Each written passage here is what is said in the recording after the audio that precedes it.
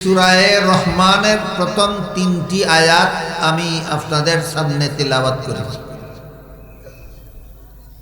তাতে আল্লাহ বলেন, আর রহমানু আল্লামাল কুরআনা খালাকাল ইনসান। এর অর্থ হলো দয়াল আল্লাহ কুরআন শিক্ষা দিয়েছেন, মানুষ সৃষ্টি করেছেন।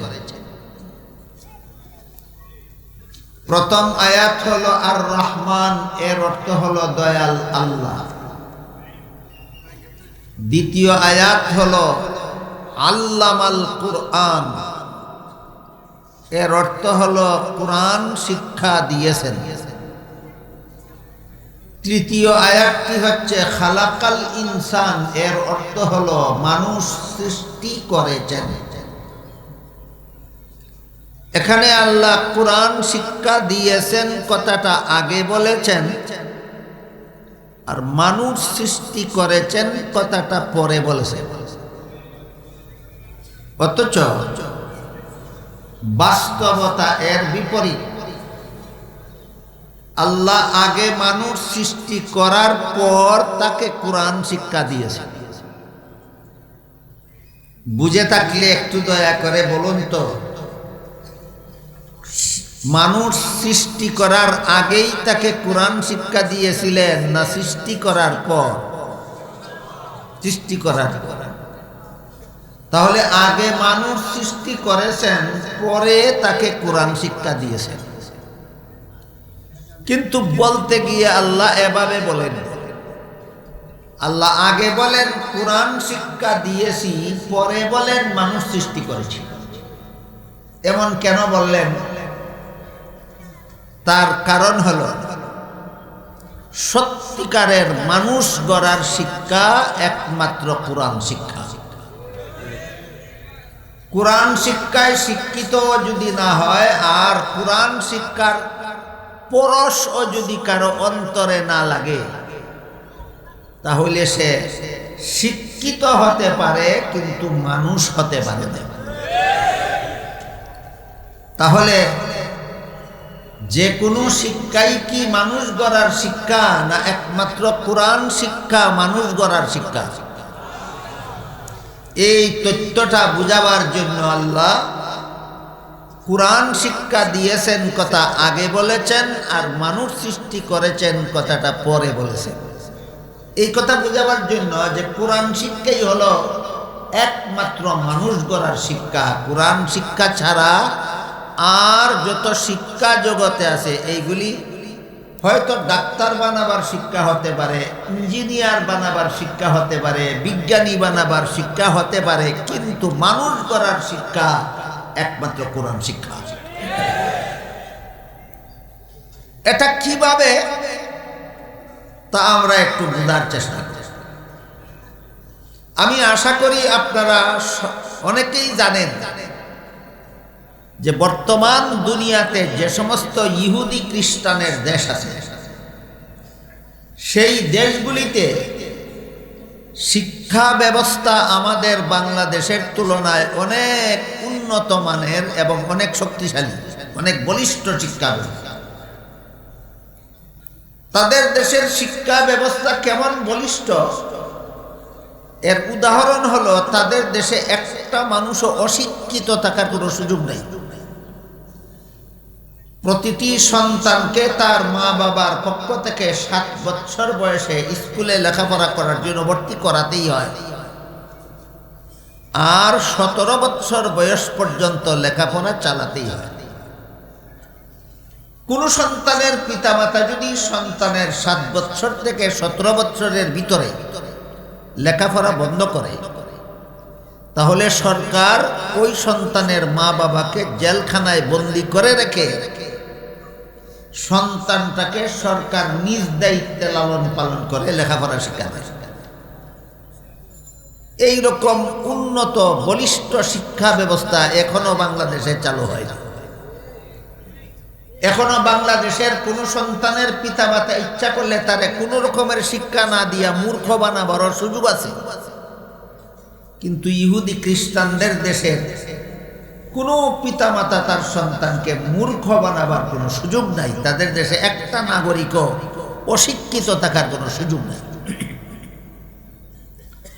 এই কথাগুলি বুঝে থাকলে বলুন তো, বাংলাদেশের শিক্ষা ব্যবস্থা বেশি উন্নত মানের না ইহুদি খ্রিস্টানদের দেশের শিক্ষা ব্যবস্থা বেশি উন্নত মানের? ইহুদি খ্রিস্টানদের। এবার লক্ষ্য করুন তাদের মনুষ্যত্বের অবস্থা। বর্তমান দুনিয়ার ইহুদি খ্রিস্টানদের দেশের সরকারি আইনে, তাদের দেশে যে আইন পাশ করা আইন, সরকারি আইন, সেই আইন মতে নারী পুরুষের সমান অধিকার। পুরুষ যেভাবে পথে ঘাটে হাটে মাঠে শহরে বন্দরে যেখানে সেখানে পর্দা ছাড়া বুরকা ছাড়া যখন তখন যার সাথে ইচ্ছা তার সাথে চলাফেরা করতে পারে, অধিকার আছে, তাদের দেশের মহিলাদেরও সেই একই অধিকার আছে।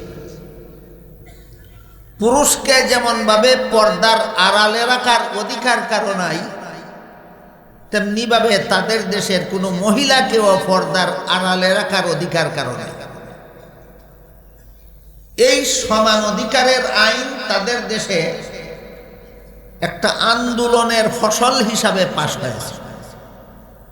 কি সেই আন্দোলন? আজ থেকে প্রায় 300 বছর আগে ইহুদি খ্রিস্টানেরা মহিলাদেরকে মানুষ মনে করত। এরা মনে করত আল্লাহ যেভাবে গরু, ছাগল, হাঁস, মুরগি নামের বিভিন্ন জন্তু সৃষ্টি করেছেন মানুষের উপভোগের জন্য, তেমনি ভাবে আল্লাহ নারী নামের এক প্রকার জন্তু সৃষ্টি করেছেন মানুষের উপভোগের জন্য। এরা গরু ছাগলের মতো জানোয়ার, এই নারীরা মানুষ নয়। এই কারণে প্রায় 300 বছর আগে ইহুদি খ্রিস্টানেরা তাদের বাড়ির থেকে কোথাও যাওয়ার সময় গরু ছাগলকে যেভাবে বেঁধে রেখে যেত অথবা তালাবদ্ধ করে রেখে যেত, তাদের মহিলাদেরকেও বাড়িতে হয়তো বেঁধে রেখে যেত, আর না হয় তালাবদ্ধ করে রেখে যেত। কথা বুঝে থাকলে বলুন তো, আজ থেকে 300 বছর আগে ইহুদি খ্রিস্টানদের দেশের মহিলারা মানুষের অধিকার পেয়েছিল না পশুত্তর স্তরে অধঃপতনে গিয়েছিল? পশুত্বের স্তরে। এমতাবস্থায় ওই সব দেশের মহিলারা পুরুষের বিরুদ্ধে অধিকার আদায়ের আন্দোলনে নামে।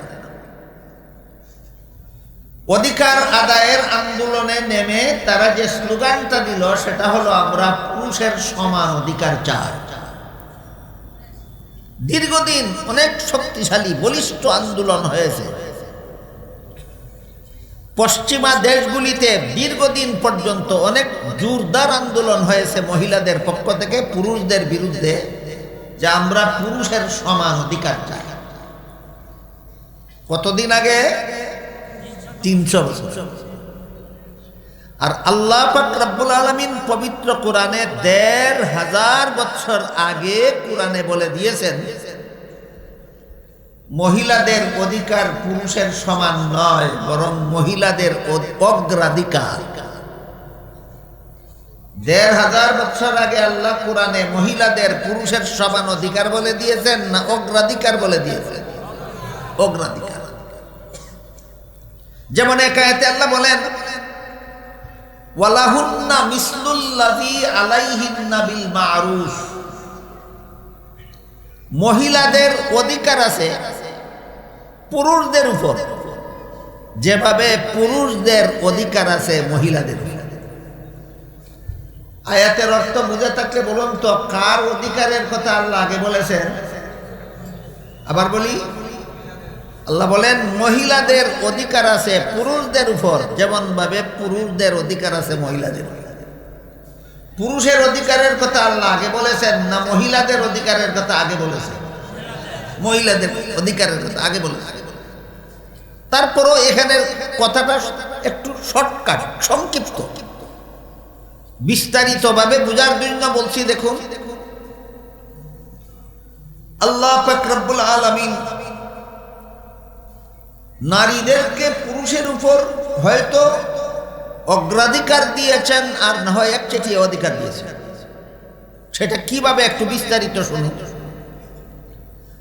আল্লাহর আইনে, ইসলামের বিধানে কোনো বাবার ঘরে যদি একটা ছেলে সন্তান জন্ম হয়, সেই ছেলেকে লালন পালন করা বাবার দায়িত্ব হয়। কতদিন? ছেলেটা নাবালক থাকবে যতদিন। বুঝে থাকলে বলুন। আল্লাহর বিধানে বাবার পক্ষে ছেলেকে লালন পালন করার দায়িত্ব কতদিন? নাবালক থাকবে যতদিন। সাবালক ছেলেকে লালন পালন করা আল্লাহর বিধানে বাবার দায়িত্ব নয়। কোনো বাবা যদি তার সাবালক ছেলেকে লালন পালন করে, সেটা হবে ছেলের প্রতি বাবার দয়া। কিন্তু এই বাবার ঘরে যদি কোনো মেয়ে সন্তান জন্ম হয়, আল্লাহর বিধানে নাবালক সাবালক কোনো প্রশ্ন নাই। যতদিন পর্যন্ত মেয়ের বিয়ে না হবে, ততদিন পর্যন্ত মেয়েকে লালন পালন করার দায়িত্ব বাবার উপর বর্তাবে। হিসাবটা আগে বুঝুন। ছেলে পালার দায়িত্ব কতদিন? নাবালক থাকবে যতদিন। মেয়ে পালার দায়িত্ব কতদিন? বিয়ে না হবে যতদিন। তাহলে জীবনের শুরুতেই বাবার সম্পদে লালিত পালিত হওয়ার অধিকার কি ছেলে মেয়ের সমান, না ছেলের উপর মেয়ের অগ্রাধিকার? ছেলের উপর মেয়ের অগ্রাধিকার। এই যে মহিলাদের অগ্রাধিকার দিয়েছেন আল্লাহ পুরুষের উপর, এটা কি 300 বছর আগে না 1400 বছর আগে? 1400 বছর আগে আল্লাহ মহিলাদেরকে পুরুষের উপর অগ্রাধিকার দিয়ে রেখেছেন। আর মাত্র 300 বছর আগে ইহুদি খ্রিস্টান মহিলারা অধিকার আদায়ের আন্দোলনে বেরোয় স্লোগান দিল, আমরা সমান অধিকার চাই। আল্লাহ তো তোমাদের অগ্রাধিকার দিয়েছেন, তোমরা সমান অধিকার চাইলা কেন? কারণ এরা কোরআন জানেও না, মানেও না। বিষয়টা বুঝতে পেরেছেন? এরা কোরআন জানেও না, মানেও না। কাজেই তাদের অধিকার আদায়ের দাবিতে তারা জিতলো না ঠগলো? ঠগলো। এই পর্যন্তই, কথা শেষ নয়। অগ্রাধিকারের একটা উদাহরণ দিলাম। এবার দেখুন, আল্লাহ অনেক ক্ষেত্রে পুরুষের উপর মহিলাদের অগ্রাধিকার নয়, একচেটিয়া অধিকার দিয়েছে। যেমন একটা ছেলের সাথে একটা মেয়ের বিয়ে হইল, বিবাহ বন্ধনে আবদ্ধ হইল ছেলে মেয়ে দুইজন, একতরফা দরকারে না উভয়ের দরকারে? উভয়ের দরকারে যদি চুক্তি হয়ে থাকে, এই চুক্তির বিনিময়ে কোনো টাকার লেনদেন হলেও তো উভয় পক্ষে টাকার লেনদেন হওয়া দরকার ছিল। কিন্তু আল্লাহ বলেন না, মহিলার পক্ষ থেকে তার স্বামীকে 1 টাকাও দেবে না। স্বামীর পক্ষ থেকে স্ত্রীকে মোহর দিতে হবে এবং সেটা আদায় করা হবে ফরজ। উভয়ের সমান দরকারে বিবাহ বন্ধনে আবদ্ধ হবে। এই চুক্তির বিনিময়ে মেয়ে স্বামীকে 1 টাকাও দিবে না, স্বামী এই তার স্ত্রীকে মোহর দিতে হবে। এটা কি সমান অধিকার না অগ্রাধিকার না একচেটিয়া অধিকার? একচেটিয়া অধিকার। মোহর দিয়েই কি শেষ? সারা জীবনের কুরাকি স্বামীর পক্ষ থেকে স্ত্রীকে দিতে হবে। সারা জীবনের পোশাক স্বামীর পক্ষ থেকে স্ত্রীকে দিতে হবে। সারা জীবন বসবাস করার উপযোগী বাড়িঘর স্বামীর পক্ষ থেকে স্ত্রীকে দিতে হবে। এগুলির নাম কি অধিকার? একচেটিয়া অধিকার। আল্লাহর পক্ষ থেকে মহিলাদেরকে দেওয়া হয়েছে 300 বছর আগে না 1400 বছর আগে? 1400 বছর আগে যেখানে মহিলাদেরকে হয়তো অগ্রাধিকার আর না হয় একচেটিয়া অধিকার দিয়ে রাখা হয়েছে, সেখানে মাত্র 300 বছর আগে এরা সমান অধিকারের দাবি করলো কেন? যেহেতু কোরআন জানেও না, মানেও না। এই কোরআন সম্পর্কে অজ্ঞতা, কোরআনের বিধান সম্পর্কে মূর্খতা এদেরকে অধোগতি নিয়ে গেছে।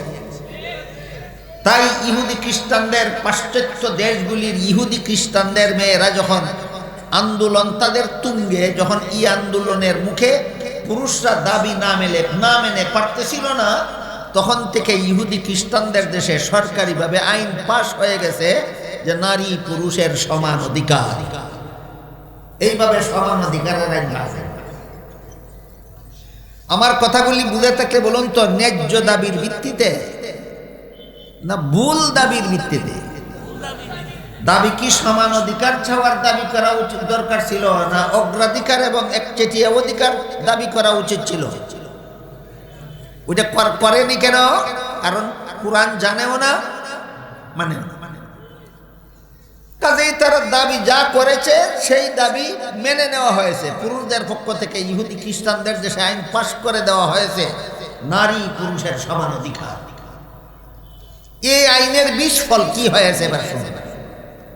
এই আইনের বিস্ফল হয়েছে এই, পুরুষ যদি একা একা সারা রাত হোটেলে থাকতে পারে, মহিলারও সেই অধিকার থাকবে, যেহেতু সমান অধিকার।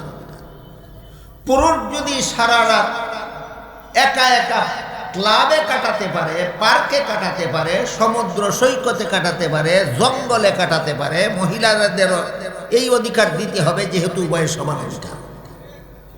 সমান অধিকার আইনের ফসল হিসাবে পুরুষের মতো ইহুদি খ্রিস্টানদের দেশের মহিলারাও একা একা যখন তখন যেখানে সেখানে বিচরণ করার অভ্যাস গড়ে দিল।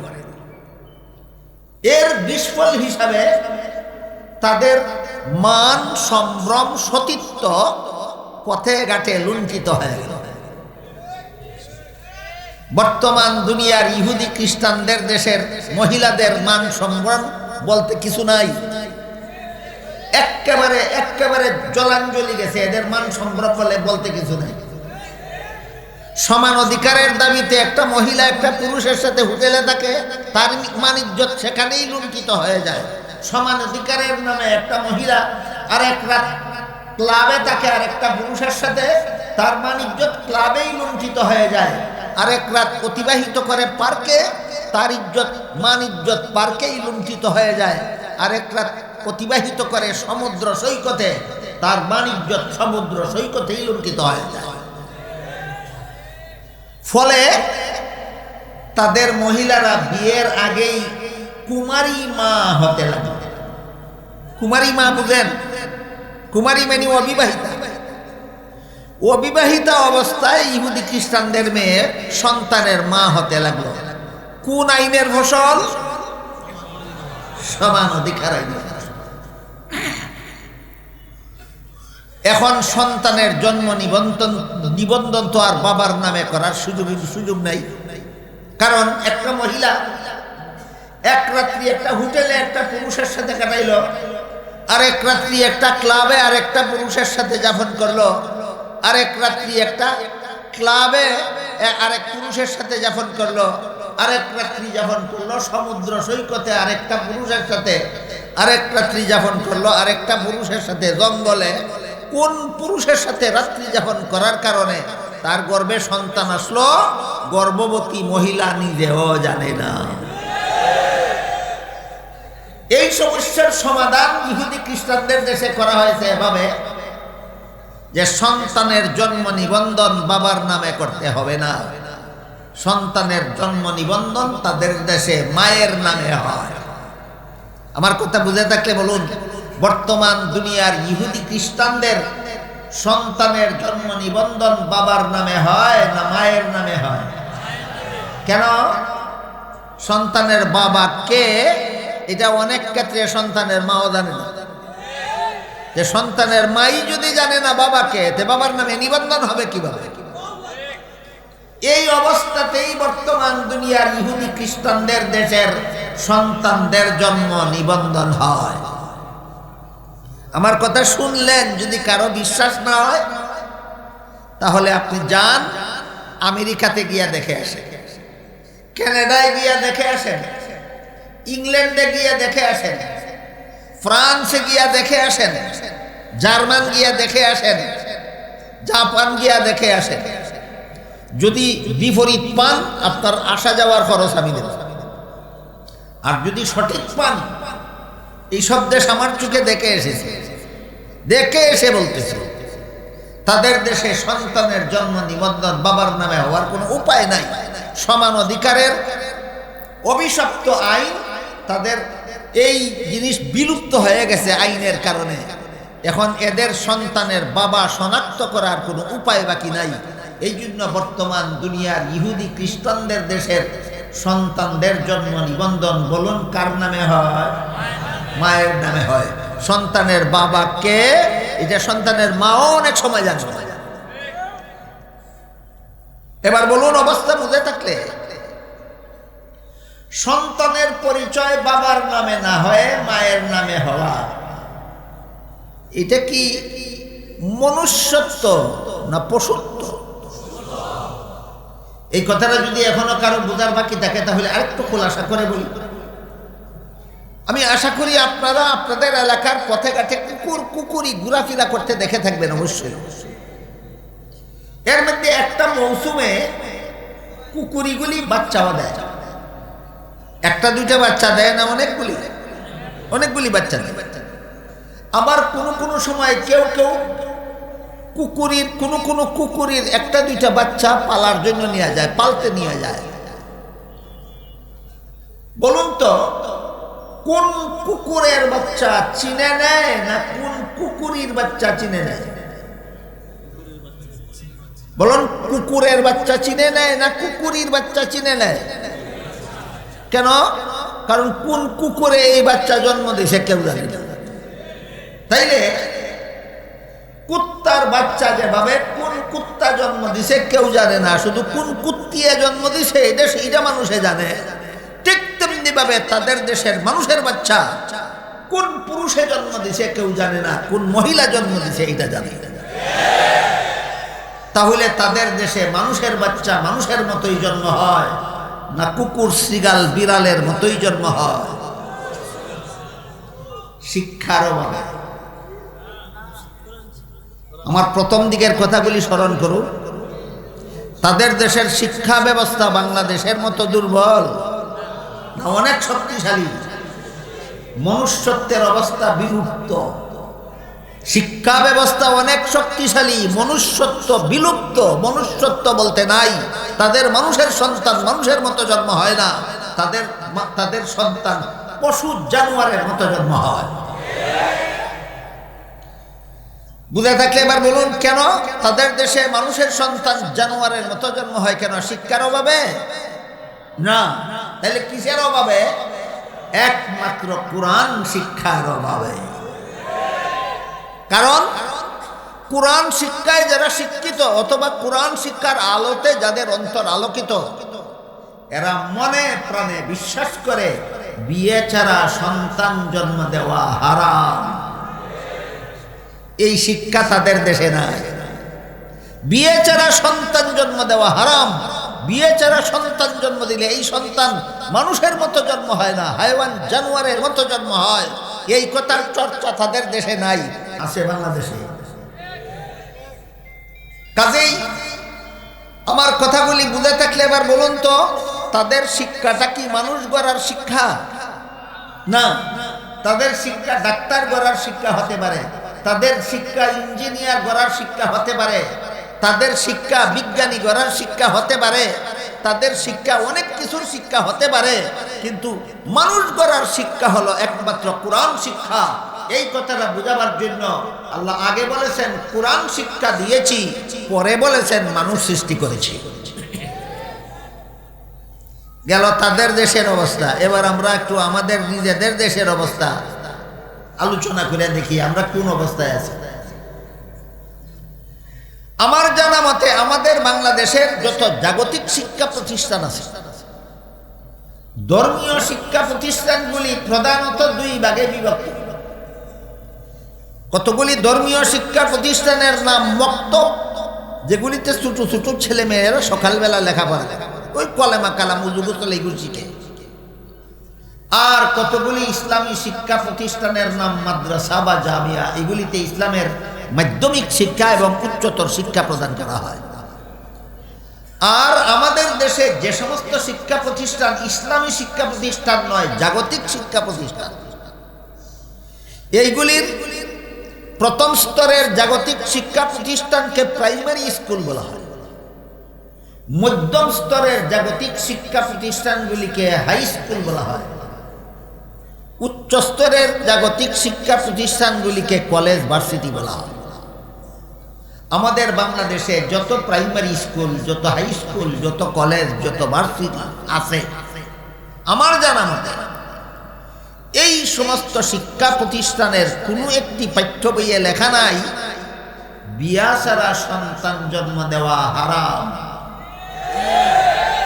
প্রাইমারি স্কুলের কোনো বইয়ে লেখা নাই, হাই স্কুলের কোনো বইয়ে লেখা নাই, কলেজ ভার্সিটির কোনো বইয়ে লেখা নাই। এই কথাটা লেখা আছে একমাত্র মাদ্রাসার পাঠ্য কিতাবে। কথা ধারাবাহিকভাবে একটু বোঝার চেষ্টা করুন। বিয়ে ছাড়া সন্তান জন্ম দেওয়া হারাম, যেই কথাটা না মানার কারণে ওরা শিক্ষিত হয় কিন্তু মানুষ হতে পারে না। এই কথাটা আমাদের বাংলাদেশেরও কোনো প্রাইমারি স্কুলের পাঠ্য বইয়ে লেখা নাই, কোনো হাই স্কুলের পাঠ্য বইয়ে লেখা নাই, কোনো কলেজ ভার্সিটির পাঠ্য বইয়ে লেখা নাই। লেখা আছে একমাত্র মাদ্রাসার পাঠ্য কিতাবে। আমাদের দেশের স্কুল, কলেজ, ভার্সিটির পাঠ্য বইয়ে এমন একটা মহামূল্যবান কথা যেটা মানলে মনুষ্যত্ব রক্ষা হয়, না মানলে পশুত্বের পর্যায়ে পৌঁছে যায়। এত বড় মহামূল্যবান কথাটা প্রাইমারি স্কুলের বইয়ে লেখা নাই কেন, হাই স্কুলের বইয়ে লেখা নাই কেন, কলেজ ভার্সিটির বইয়ে লেখা নাই কেন, এই কারণটাও আপনাদের সকলের জানা থাকা দরকার। আমাদের দেশে স্কুল কলেজের সিলেবাস তৈরি করার জন্য যাদের হাতে দায়িত্ব দেওয়া হয়, এরা অত্যন্ত সুপরিকল্পিতভাবেই এমন একটা সিলেবাস তৈরি করে সরকারের হাতে তুলে দেয়, যে সিলেবাস নিয়ে লেখাপড়া করলে মুসলমানের সন্তান ডক্টর আহমদ শরীফ হতে পারে, যে সিলেবাস নিয়ে লেখাপড়া করলে মুসলমানের সন্তান তসলিমা নাসরিন হতে পারে, যে সিলেবাস নিয়ে লেখাপড়া করলে মুসলমানের সন্তান কবি শামসুর রহমান হতে পারে, যে সিলেবাস নিয়ে লেখাপড়া করলে মুসলমানের সন্তান সাহিত্যিক সালমান রুশদি হতে পারে। একজন সাহিত্যিক, একজন কবি, একজন ডাক্তার আর একজন ডক্টর, যে চারজনের নাম বললাম, এই চারজন মানুষকে আপনারা কেউ চিনেন? চিনে থাকলে বলুন তো এদের চারজনের সমষ্টিগত পরিচয় কি? এক শব্দে চারজনের কি পরিচয়? হ্যাঁ, তাই আপনাদের বিষয় জানা আছে। দেখা এক শব্দে এই চারটার পরিচয় হইল চারোটা নাস্তিক। চারোটা কি? নাস্তিক। এবার বলুন নাস্তিক কাকে বলে আপনারা কি জানেন? অনেকেই হয়তো জানেন, অনেকে হয়তো নাও জানতে পারে। তাহলে আমি আপনাদের একটু পরিচয় দেই নাস্তিক কাকে বলে। ডক্টর আহমদ শরীফ মরণের আগে ওসিয়ত করে গেছিল যে আমি মরলে পরে আমার লাশকে তোমরা গোসল দিবা না, কাফন পরাইবা না, জানাজা পড়বা না, কোনো গুরুস্থানে দাফন করবা না। এই সমস্ত কাজ ওই সমস্ত মূর্খ লোকেরা করে যারা ধর্মের নামে অবান্তর কার্যকলাপে লিপ্ত, ধর্মের নামে অন্ধবিশ্বাসী, ধর্মের নামে অন্ধবিশ্বাসীরা এই সমস্ত কার্যকলাপ করে। এই সমস্ত ধর্মান্ধরা মনে করে লাশকে গোসল দিয়ে, কাফন পরিয়ে, জানাজা পরিয়ে গুরুস্থানে দাফন করলে কবর জগতে অনেকটা শান্তি পাবে। আল্লাহ মুনকার নাকির ফিরিস্তার সোয়ালের জবাব সহজে দিতে পারবে, কবরের আযাব গজব থেকে রক্ষা পাবে, হাসরের মাঠে হিসাব সহজ হবে, জাহান্নাম থেকে বাঁচতে পারবে, আল্লাহ তাদেরকে জান্নাতে দিবেন। এগুলি হল ধর্মান্ধদের অন্ধবিশ্বাস। আসলে কবরের সোয়াল জব বলতে কিছু নাই, কবরে আযাব গজব বলতে কিছু নাই, হাসর নসর বলতে কিছু নাই, জীবনের সারা জীবনের সকল কাজের হিসাব নিকাশ বলতে কিছু নাই, পরকাল বলতে কিছু নাই, জান্নাত জাহান্নাম বলতে কিছু নাই, আল্লাহ বিল্লাহ বলতে কিছু নাই।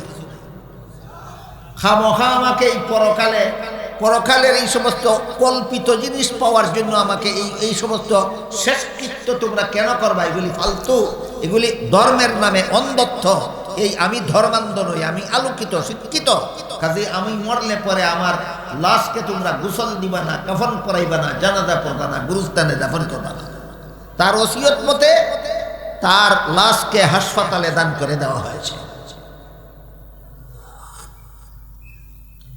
আহমদ শরীফের জীবনের শেষ ওসিয়তের মাধ্যমে কি আমরা বুঝতে পারলাম নাস্তিক কাকে বলে?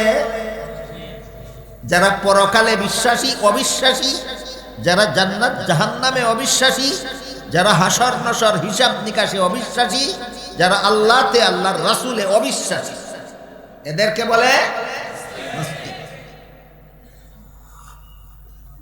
যেই সিলেবাস নিয়ে লেখাপড়া করলে, স্কুল কলেজে লেখাপড়া করলে এই কুখ্যাত নাস্তিক ডক্টর আহমদ শরীফ হতে পারে মুসলমানের সন্তান, এইরকম মুসলমানের সন্তানকে নাস্তিক বানাবার সুপরিকল্পিত অপকৌশল নিয়ে এই সিলেবাস তৈরি করেওয়ালারা সিলেবাসটা তৈরি করে সরকারের হাতে তুলে দেয়। আমার মনে হয় সরকারগণ দেশের এবং জনগণের উন্নয়নের চিন্তায় এই সিলেবাসটা কি নাস্তিকবাদী সিলেবাস তৈরি করে দিল না আস্তিকবাদী সিলেবাস তৈরি করে দিল, সেটা খুঁজে দেখার সময় সরকারেরা পায় না। সিলেবাসটা মুসলমানের বাচ্চাকে নাস্তিক বানাবার মতো সিলেবাস যে তৈরি করে দিল, এটা গেটে গুটে দেখার সরকার কেন পায় না? উন্নয়নের চিন্তায়।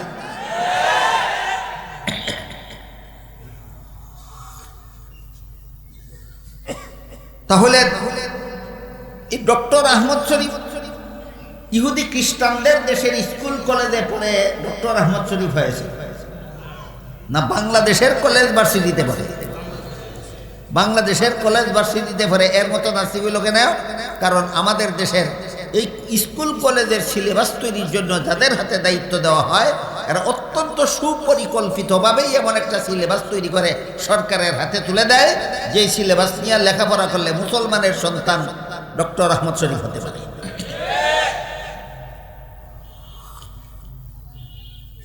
আমি আপনাদের জিজ্ঞাসা করি, আপনাদের এলাকায় কোনো মানুষ কি কৃষিকাজ করে, গৃহস্থী করে, হাল চাষ করে? খেতে যেই বলদ দ্বারা হাল চাষ করে, এই বলদ কোনো কোনো সময় মরে গেলে কেউ বলদকে গোসল দেয়, কাফন পরায়, জানাজা পড়ে, গুরুস্থানে দাফন করে। তাইলে বলদ মরলেও গোসল নাই, আহমদ শরীফ মরলেও গোসল নাই। বলদেরও কাফন নাই, আহমদ শরীফেরও কাফন নাই। বলদেরও জানাজা নাই, আহমদ শরীফেরও জানাজা নাই। বলদেরও গুরুস্থান নাই, আহমদ শরীফেরও গুরুস্থান নাই। কেন? দুইজনে বেশ কম কত? দুইজনে বেশ কম কত? বেশ কম। বলদের মতোই। বলদের মতো হইল কেন? অশিক্ষিত হওয়ার কারণে, না কোরআন শিক্ষা থেকে বঞ্চিত থাকার কারণে। তাহলে মানুষ গড়ার শিক্ষা কোনটা? এবার বলুন, ডক্টর আহমদ শরীফ যে ভার্সিটিতে লেখাপড়া করেছে, এটা মানুষ গড়ার শিক্ষা না আহমদ শরীফ গড়ার শিক্ষা? মানুষ গড়ার শিক্ষা একমাত্র কোরআন শিক্ষা। এই কথাটা বোঝাবার জন্য আল্লাহ মানুষ বানাইয়া কোরআন শিখাইছি বলেন না, আল্লাহ বলেন কোরআন শিখাইয়া মানুষ বানাইছি। গেল আহমদ শরীফের পরিচয়। এবার আসেন তসলিমা নাসরিনের পরিচয়। তসলিমা নাসরিন অনেকগুলি সাহিত্য বই লিখেছে, উপন্যাস। আল্লাহর দুহাই দেয়া বলি, পড়বেন না আপনারা। পড়লে আপনারা নাস্তিক হতে বাধ্য হবেন, বেঈমান মুরতাদ হতে বাধ্য হবেন। কারণ এই টার্গেট নিয়েই এই এই এই তসলিমা বইগুলি লিখেছে। তসলিমা নাসরিন বাংলাদেশে থাকাকালে একবার ঘোষণা দিয়েছিল, কোরআনে অনেকগুলি ভুল আছে, এগুলি যদি মৌলবীরা সংশোধন করতে পারে তাহলে আধুনিক যুগে কোরআন চালু থাকতে পারে। কোরআনের ভুলগুলি যদি মৌলবীরা সংশোধন করতে পারে না, তাহলে আধুনিক জ্ঞান বিজ্ঞানের যুগে এই কোরআন হবে অচল।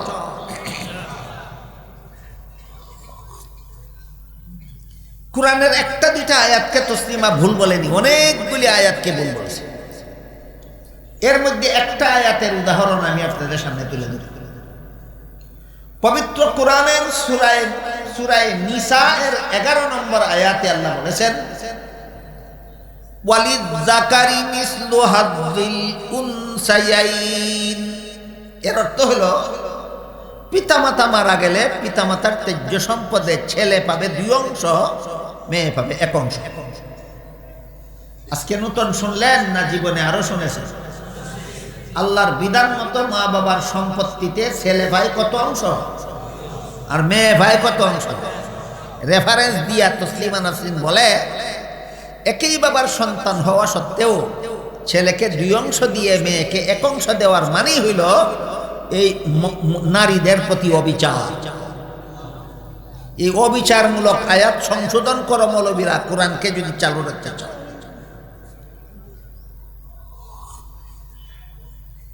তাহলে তসলিমা কোরআনের যত আয়াতকে ভুল বলেছে এর মধ্যে একটা আয়াত হইল সূরা নিসার 11 নম্বর আয়াত। কারণ হলো এই আয়াতে ছেলেকে 2 অংশ আর মেয়েকে 1 অংশ দেওয়া হয়েছে। আসলে নারী পুরুষের সমান অধিকার। ছেলেকে 2 অংশ দিলে মেয়েকেও সেই অধিকার দিতে হবে, 2 অংশ মেয়েকেও দিতে হবে। পরবর্তী কথাগুলি আমি বলার আগে আপনাদের জিজ্ঞেস করতে চাই, আমাদের সমাজ থেকে তসলিমা নাসরিন পালিয়ে গেছে বেশ কিছুদিন আগে, কয়েক বছর আগে। এরপর থেকে বাংলাদেশের আর কোনো জ্ঞান পাপী নারী পুরুষের সমান অধিকার দাবি করে না, করে কিনা? করে। এই দাবির ভিত্তিতেই তো তসলিমা কোরআনকে ভুল বলেছিল। নারী পুরুষের সমান অধিকার জিগির তুলেই তো তসলিমা কোরআনকে ভুল বলেছিল। কোরআনকে সরাসরি ভুল বলার কারণে তখনকার বাংলাদেশের 16 কোটি মুসলমান একসাথে গর্জে উঠেছিল। রাতের অন্ধকারে বুরকা পরে তসলিমা বাংলাদেশ থেকে পালিয়ে সুইডেন গেছিল। তো যেই কুলোটা কোরআনকে ভুল বলল, সেই কুলোটা তো বাংলাদেশের মাটি ছেড়ে পালিয়ে গেল। এখন যারা নারী পুরুষ সমান অধিকার বলে, এরা কি তসলিমার ডিম ফুটা বাচ্চা নয়? তাহলে তসলিমা বাংলাদেশ থেকে পালিয়ে যাওয়ার সময় বেশ কিছু ডিম পেরে গিয়েছিল এখানে। চলে যাওয়ার পরে ডিমগুলি ফুটে বাচ্চা হয়েছে। বাংলাদেশের তসলিমার ডিম ফুটা বাচ্চা কে কে যদি আপনারা চিনতে চান, শুধু একটা স্লোগানের দ্বারা চিনে নেবেন। এরা বলে আমরা নারী পুরুষের সমান অধিকার চাই। যতটা জ্ঞান পাপী নারী পুরুষের সমান অধিকারের স্লোগান দেয়, প্রত্যেকটা তসলিমার ডিম ফুটা বাচ্চা। আমি আগেই বলেছি, আল্লাহর বিধানে নারী পুরুষের কি সমান অধিকার? না হলে হাঁটা কি হয়তো অগ্রাধিকার, আর না হয় এখন কোরআনের সূরা নিসার 11 নম্বর আয়াতে আল্লাহ ছেলে পাবে 2 অংশ, মেয়ে পাবে 1 অংশ বললেন। এখানে না একচেটিয়া অধিকার পাওয়া গেল, না অগ্রাধিকার পাওয়া গেল। কেমনে 2 অংশ আর 1 অংশ কেমনে অগ্রাধিকার হইল? এই প্রশ্নটা কিন্তু এখনো বাকি রইল না। এবার শুনুন, আল্লাহর বিধানে ছেলের জীবনে খরচের খাত আছে 3টা। 1 নম্বর, সাবালক হওয়ার পর থেকে নিজের লালন পালন। আগেই বলেছি, ছেলে সাবালক হলে লালন পালনের দায়িত্ব বাবার থাকে না, লালন পালনের দায়িত্ব তার নিজেরই। 2 নম্বর, বিয়ে করার পর থেকে বউ পালার দায়িত্ব। ছেলে ভালবে বউ না ছেলের বাপে ভালবে বউ? ছেলে। 3 নম্বর, সন্তানাদি জন্ম হওয়ার পর থেকে সন্তানাদি লালন পালনের দায়িত্ব। বুঝে থাকলে বলুন তো, আল্লাহর আইনে ছেলের জীবনে খরচের খাত আছে কটা? 3টা। অংশ পাইছে 2টা, খরচ আছে 3টা, অংশ পাইছে 2টা। এবার আসুন মেয়ের জীবনে। মেয়ের জীবনে বিয়ের পূর্ব পর্যন্ত তাকে লালন পালনের দায়িত্ব বাবার, আর বিয়ের পর থেকে মরণ পর্যন্ত তাকে লালন পালনের দায়িত্ব স্বামীর। মেয়ের নিজের লালন পালনের দায়িত্ব নাই, স্বামী পালার দায়িত্ব নাই, সন্তান পালার দায়িত্ব নাই। এর মানে হলো মেয়ের জীবনে খরচের খাত নাই একটাও। মেয়ের জীবনে খরচের খাত নাই একটাও, অংশ পাইছে। এবার বলুন, 3 খরচওয়ালা 2 অংশ পাইলে বেশি পাইল না নাই খরচওয়ালা 1 অংশ পাইলেই যথেষ্ট বেশি পাইল? তাহলে এখানেও অগ্রাধিকারই আছে, এখানে একাংশের মধ্যে অগ্রাধিকারই আছে। কিন্তু পণ্ডিতদের পচা মস্তিষ্কে এত কথা বুঝে না, শুধু বুঝে 1 থেকে 2 বেশি। এত কথা বুঝে না, শুধু বুঝে 1 থেকে 2 বেশি। এই সমস্ত পণ্ডিতদের অবস্থা বোঝার জন্য আমি আপনাদেরকে একটা উদাহরণ দিচ্ছি, শুনুন। একটা মূর্খ লোক ছিল, লেখাপড়া জানে না, কিন্তু তার ছেলেটাকে স্কুলে লেখাপড়া করতে দিল। ছেলে অত্যন্ত মেধাবী ছিল, 10 বছর একটানা লেখাপড়া করে ওই মূর্খ লোকের ছেলেটা এসএসসি পরীক্ষা দিয়া ফার্স্ট ডিভিশন, ফার্স্ট বয় হইয়া পাস করল। বুঝে থাকলে বলুন তো তার রোল নম্বর কত হবে? 1। বাপ শিক্ষিত না মূর্খ? বাপে কিন্তু রুল নম্বর 1 হইলে পরীক্ষায় নম্বর বেশি পায় না, 10 রুল নম্বর 10 হইলে পরীক্ষায় নম্বর বেশি পায়। এত কথা বুঝে না, শুধু বুঝে 1 থেকে 10 বেশি। তাই ফল ঘোষণার পর মূর্খ বাপে ছেলেরে জিজ্ঞাসা করে, পরীক্ষা দিয়ে দিছিলা, পাস করছ? ছেলে বলে পাস করছ। বাপে জিজ্ঞাসা করে কত নম্বরে? 1 নম্বরে। সর্বনাশ করছ। ছেলে বলে কি সর্বনাশ করছ? বলে পাশের বাড়ির ছেলেটা তোর সাথে পরীক্ষা দিয়া সে তো 10 নম্বরে পাস করলো, তুই এত কম নম্বরে পাস করলি কেন? এই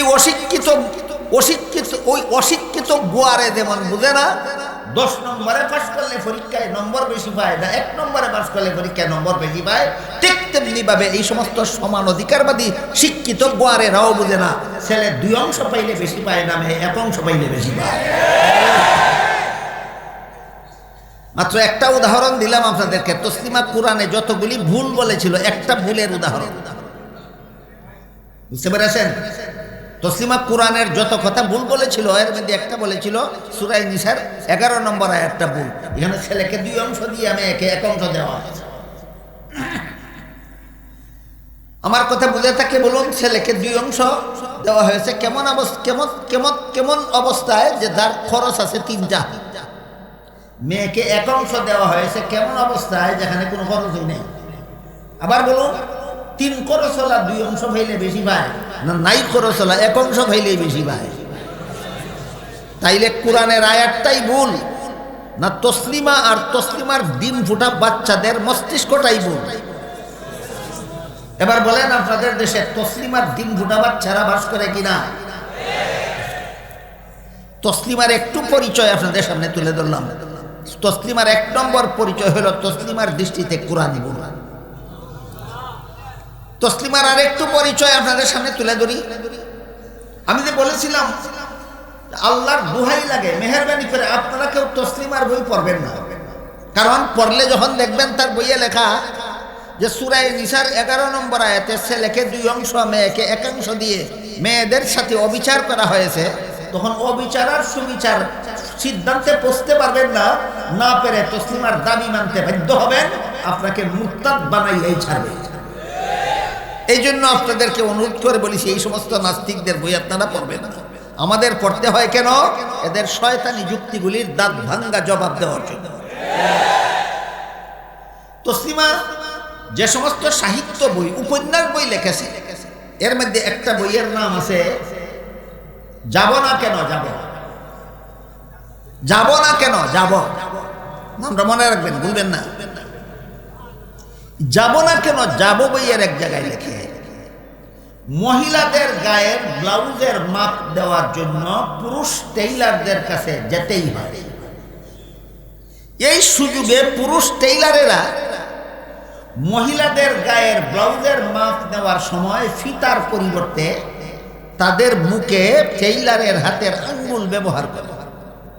এতে লজ্জায় অনেক মেয়ে লাল হয়ে যায়, অনেক মেয়ে নীল হয়ে যায়, অনেক মেয়ে হলদে হয়ে যায়, অনেক মেয়ে লজ্জায় সাদা হয়ে যায়। তাইলে মহিলারা নিজেদের গায়ের ব্লাউজের মাপ দেওয়ার জন্য পুরুষ টেইলারদের কাছে গেলে টেইলারে কি আচরণ করে তসলিমার জানা আছে কি নাই? জানা আছে। আবার বলুন, বইয়ের কি নাম? তুই যদি জানোস গেলে কি করে, তারপরে তুই যাবি কেনে বল, বদমাশ না হইলে? তাহলে এই বই লেখছে কি আপনাদের চরিত্র রক্ষার জন্য, না আপনাদেরকে চরিত্রহীন বানাবার জন্য? গেল যাব না কেন যাব বইয়ের একটা রেফারেন্স। তসলিমার লেখা আর একটা বইয়ের নাম অপর পক্ষ। অপর পক্ষ বইয়ের এক জায়গায় লেখে আমার পেট আমার শরীরের অঙ্গ, আমার স্বামীর শরীরের অঙ্গ নয়। কাজেই স্বামীর অধিকার নাই তার ইচ্ছা মতো আমার পেটে বাচ্চা জন্ম দেওয়ার। পেটটা তোমার না, পেটটা আমার। আমার পেটে কার কাছ থেকে বাচ্চা নেব না নেব সেটা আমার অধিকার। একটা পুরুষকে স্বামী বানাইয়া তার বাচ্চা পেটে নিবে না, যার কাছ থেকে মনে চায় তার কাছ থেকে পেটে বাচ্চা নিবে। এটা তসলিমার দাবি। কোন বইয়ে দাবি উত্থাপন করেছে অপরপক্ষ? আমি আপনাদের জিজ্ঞাসা করি, একটা পুরুষকে স্বামী বানাইয়া তার বাচ্চা পেটে নেবে না, যার কাছ থেকে মনে চায় তার কাছ থেকে বাচ্চা পেটে নেবে। এমন পেটের জন্য মানুষের দরকার হয় না, এমন পেট কুত্তিরও থাকে। তাহলে তসলিমার ফেটে আর কুত্তির ফেটে ব্যবধান কত? এটা কি অশিক্ষিত ছিল? শিক্ষিতটা কুত্তির মতো হইল কেন? কোরআন শিক্ষার অভাবে। শিক্ষিতটা কুত্তির মতো হইল কেন? তাহলে শিক্ষিত হইলেই মানুষ হওয়া যায় না, একমাত্র কোরআন শিক্ষার দ্বারাই মানুষ হওয়া যায়। এই কথাটা বুঝাবার জন্য আল্লাহ মানুষ বানাইয়া কোরআন শিখাইছি বলেন না, বলেন কোরআন শিখাইয়া মানুষ বানাইছি। তসলিমার দাবি মতো তসলিমার মধ্যে আর কুত্তির মধ্যে কোনো পার্থক্য থাকে? আমার দৃষ্টিতে থাকে দুইটা পার্থক্য। একটা পার্থক্য হলো একটা কুত্তির ঠ্যাং 4টা আর একটা ঠ্যাং 2টা, ওইসা না পার্থক্য? আরেকটা পার্থক্য হলো যেই কুত্তিটার 4টা ঠ্যাং এটা অশিক্ষিত, আর যেটা 2টা ঠ্যাং, 2টা পার্থক্য হওয়া গেল তো। কিন্তু সমান কোন জায়গায়? সমান হইল 4টা কুত্তির যেমন কোরআন শিক্ষা বুঝে না, এই 2-3টায় কোরআন শিক্ষা বুঝে না। ওইটা যেমন জানোয়ার, এটা তেমন জানোয়ার। এবার বলেন এই শিক্ষিতরা কুত্তির মতো জানোয়ারের স্বভাব হইল কেন? শিক্ষার অভাবে না কোরআন শিক্ষার অভাবে? তাহলে কি যে কোনো শিক্ষাই মানুষ গড়ার শিক্ষা না একমাত্র কোরআন শিক্ষা মানুষ গড়ার শিক্ষা? এই তথ্যটা বুঝাবার জন্য আল্লাহ সূরা রহমানের শুরুতে মানুষ বানাইয়া কোরআন শিখাইছি বলেন না, বলেন কোরআন শিখাইয়া মানুষ বানাইছি। বাংলাদেশের শিক্ষা ব্যবস্থা এবং সিলেবাস সম্পর্কে একটু আলোচনা করলাম। বাংলাদেশের স্কুল কলেজ ভার্সিটির সিলেবাস এমনভাবে তৈরি করা হয় যেই সিলেবাস নিয়ে লেখাপড়া করলে মুসলমানের মেয়ে তসলিমা নাসরিন হতে পারে, যেই সিলেবাস নিয়ে লেখাপড়া করলে মুসলমানের ছেলে ডক্টর আহমদ শরীফ হতে পারে। এরপরও আরেকটা কথা আছে, সেটা হইল আমার মনে হয় বাংলাদেশের স্কুল কলেজ ভার্সিটি পড়ুয়া প্রতি লক্ষ মুসলমান ছাত্র ছাত্রীদের মধ্যে 99,999টা মুসলমান ছাত্র ছাত্রী যারা স্কুলে কলেজে ভার্সিটিতে লেখাপড়া করেছে, এরাও মনে প্রাণে বিশ্বাস করে বিয়ে ছাড়া সন্তান জন্ম দেওয়া হারাম। কোথায় লেখাপড়া করেছে? স্কুল কলেজে। এই কথা কেন বিশ্বাস করে? তাদের পাঠ্য বইয়ে লেখা ছিল, তাহলে বিশ্বাস করে কেন? পাইল কোথায়? এই কথাটা বোঝার জন্য একটা উদাহরণ দিই শুনুন। দেখুন আপনাদের মাথার উপরে সামিয়ানার নিচে বাতি জ্বলে, আমার উপরে বাতি জ্বলে। এই বাতির আলোকে এই গোটা সমাবেশটা আলোকিত। আপনারা যারা পিছনে বসেছেন আমি তাদের দেখি, যারা পিছনে বসেছেন তারাও এই মঞ্চে আমাকে দেখেন। দেখেন তো আমাকে দেখা যায় কিনা? আমাকে কেন দেখা যায়? আমার গায়ে বাতি জ্বলে না জ্বলন্ত বাতির আলো লাগে? ঠিক তেমনি ভাবে মানুষ গড়ার শিক্ষার বাতি জ্বলে মাদ্রাসায়, সেই বাতির আলো লাগে গিয়া স্কুল কলেজ ভার্সিটি পড়ুয়া মুসলমান ছাত্র ছাত্রীদের অন্তরে। এই কারণে স্কুলে পড়াও, কলেজে পড়াও, ভার্সিটিতে পড়াও মনে প্রাণে বিশ্বাস করে বিয়া ছাড়া সন্তান জন্ম দেওয়া হারাম। এটা কোন শিক্ষার আলো? কোরআন শিক্ষা। ইহুদি খ্রিস্টানদের দেশের কলেজ ভার্সিটি পড়ুয়া ছাত্রছাত্রীরা হারাম মনে করে না কেন? সেখানে কোরআন শিক্ষাও নাই, কোরআন শিক্ষার আলোও নাই। বাংলাদেশের স্কুল কলেজ ভার্সিটি পড়ুয়া মুসলমান ছাত্রছাত্রীরা এই কথা বিশ্বাস করে কেন? এখানে কোরআন শিক্ষা আছে, কোরআন শিক্ষার আলো আছে। আমি কি আপনাদেরকে বোঝাতে পারলাম বাংলাদেশের মাদ্রাসা শিক্ষার আলো কত সুদূর প্রসারী, কত সুদূর প্রসারী। এই মাদ্রাসা, একমাত্র মাদ্রাসাগুলিতে শিক্ষা দেওয়া হয় বিয়া ছাড়া সন্তান জন্ম দেওয়া হারাম। আল্লাহর কসম, এই কথাটা প্রাইমারি স্কুলের কোনো পাঠ্য বইয়ে পাবেন না, হাই স্কুলের কোনো পাঠ্য বইয়ে পাবেন না, কলেজ ভার্সিটির কোনো পাঠ্য বইয়ে পাবেন না। তারপরও যারা স্কুল কলেজ ভার্সিটিতে পড়ে এদের মধ্যে প্রতি লাখের 99,999টা মুসলমান ছাত্রছাত্রী এই মনুষ্যত্ব রক্ষা কবচ, এই মহামূল্যবান কথাটা কেন বিশ্বাস করে? তাদের পাঠ্য বইয়ে লেখা থাকার কারণে, মাদ্রাসা শিক্ষার আলোতে আলোকিত হওয়ার কারণে।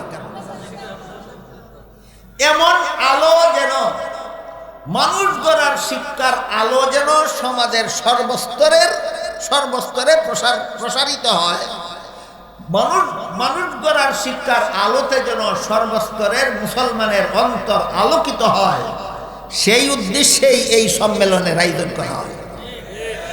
বর্তমান বাংলাদেশে প্রায় 25,000 কওমি মাদ্রাসা আছে। কতগুলি? 25,000।